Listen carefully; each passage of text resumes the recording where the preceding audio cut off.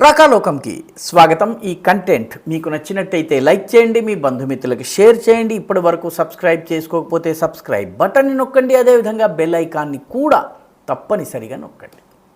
మిత్రులారా, గొయ్యి తవ్వి ఎదుటివాడు ఆ గోతిలో పడాలి అని చెప్పి చాలామంది భావిస్తూ ఉంటారు. కానీ తాము తీసిన గొయ్యిలో తామే పడుతూ ఉంటారు. ఎదుటివాడికి విషప్రయోగం చేస్తే సినిమాల్లో చూపించినట్టుగా గ్లాసు తారుమారై ఈ వ్యక్తే విషం తాగినట్టుగా ఉంటుంది. పాకిస్తాన్ పరిస్థితి అలాగే ఉంది. పాకిస్తాన్ భారతదేశం మీద దాడి చేయడం కోసము విషసర్పాలని పెంచింది, ఉగ్రవాదులనే విషసర్పాలను పెంచింది. అయితే పెరడ్లో పెంచినటువంటి ఉగ్రవాదులు ఇప్పుడు పాకిస్తాన్ని కాటేస్తున్నాయి. ఏ పద్ధతిలో అయితే భారతదేశం లోపల ముఖ్యంగా కశ్మీరులోని జమ్మూ ప్రాంతంలో డోడా కావచ్చును, రియాసీ కావచ్చును, హీరానగర్ కావచ్చును, పూంచ్ రజౌరీ ప్రాంతాల్లో కావచ్చును, ఏ రకంగానైతే దాడి జరుగుతోందో సరిగ్గా అదే కాపీ బుక్ స్టైల్ పాకిస్తాన్ దాడి ఈరోజు పాకిస్తాన్లోనే జరిగింది. అది జరగడం కూడాను ఏకంగా పాకిస్తాన్లోని ఖైబర్ పఖ్తూన్ఖ్వా రాష్ట్రంలోని one of the most powerful military cantonments మీద దాడి జరిగింది. తహరీకే తాలిబాన్ పాకిస్తాన్కి చెందిన ఉగ్రవాదులు ఆఫ్ఘనిస్తాన్ నుంచి సరిహద్దు దాటి వచ్చి 80 కిలోమీటర్లు లోపలికి ప్రయాణించి మన దగ్గర హీరానగర్లో అలాగే దాదాపు ఒక 120 కిలోమీటర్లు లోపలికి ప్రవేశించారు. ఇక్కడ కూడా ఒక 80 కిలోమీటర్లు లోపలికి వచ్చి బన్నూ కంటోన్మెంట్కి వచ్చారు. బన్నూ కంటోన్మెంట్కి వచ్చేసరికి ఒక మందుగుండు పేలుడు సామగ్రిని పెట్టుకున్నటువంటి ఒక ట్రక్ తోటి వాళ్ళు కంటోన్మెంట్లోకి జబర్దస్తిగా చొరబడ్డారు. గేటు దగ్గరే దాన్ని పేల్చేసేటప్పటికీ ఒక 17-18 మంది పాకిస్తానీ జవాన్లు అక్కడికక్కడ చనిపోయారు.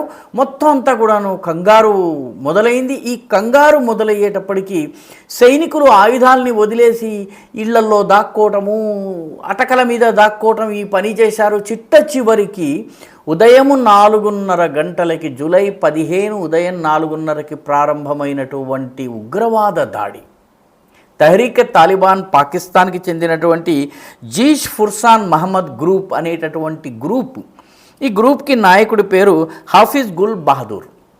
ఈయన ఆధ్వర్యంలో జరిగినటువంటి ఈ దాడి, అంటే ఈయన ఆజమాయిషీలో, ఈయన ఈ దాడిలో ప్రత్యక్షంగా పాల్గొనలేదు, ఈయన డైరెక్ట్ చేశారు.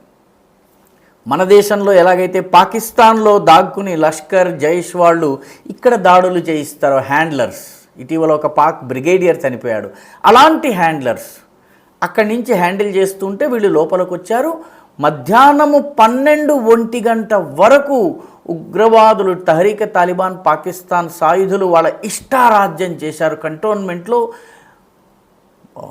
దూరం నుంచి చూసే వాళ్ళకి భయంకరమైనటువంటి మంటలు చెలరేగటము, ఎక్కడికక్కడ పేలుడు శబ్దాలు వినిపించడము. పాపం పాకిస్తానీ సైన్యానికి ఏం చేయాలో తెలియక హెలికాప్టర్లతో బయట నుంచి సైన్యాన్ని తీసుకొచ్చే ప్రయత్నం చేసింది. ఈ ప్రయత్నంలో తహరీకే తాలిబాన్ పాకిస్తాన్కి చెందిన వాళ్ళు కంటోన్మెంట్ నుంచి కాల్పులు జరిపితే ఒక హెలికాప్టర్ కుప్పకూలిపోయింది.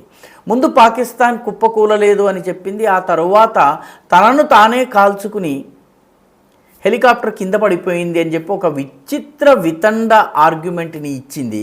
మొత్తానికి ఒక హెలికాప్టర్, దానిలో ఉన్నటువంటి పాక్ సైనికులు ఖతమయ్యారు. చివరికి మధ్యాహ్నము 2 గంటల వరకు కూడా అక్కడక్కడ కాల్పులు వినిపిస్తూనే ఉన్నాయి. చిట్ట చివరికి లెక్క తేలేటప్పటికీ 2 మేజర్లు, ఒక కెప్టెన్, అంటే పెద్ద ఆఫీసర్లు చనిపోయారు. ఈ పెద్ద ఆఫీసర్లతో పాటు దాదాపు 17-18 మంది చనిపోయినట్టుగా పాకిస్తాన్ అఫీషియల్గా అంగీకరిస్తోంది.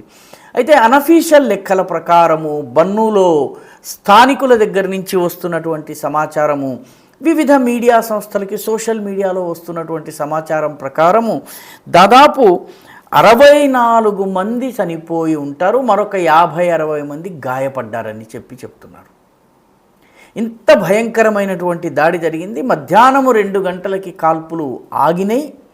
కాల్పులు ఆగిన తరువాత వెతుకుతుంటే ఉగ్రవాదుల శవాలు లభించటం మొదలైనాయి. మిగతా చనిపోయినటువంటి సైనికులది శవాలు కూడా దొరకటం మొదలైంది.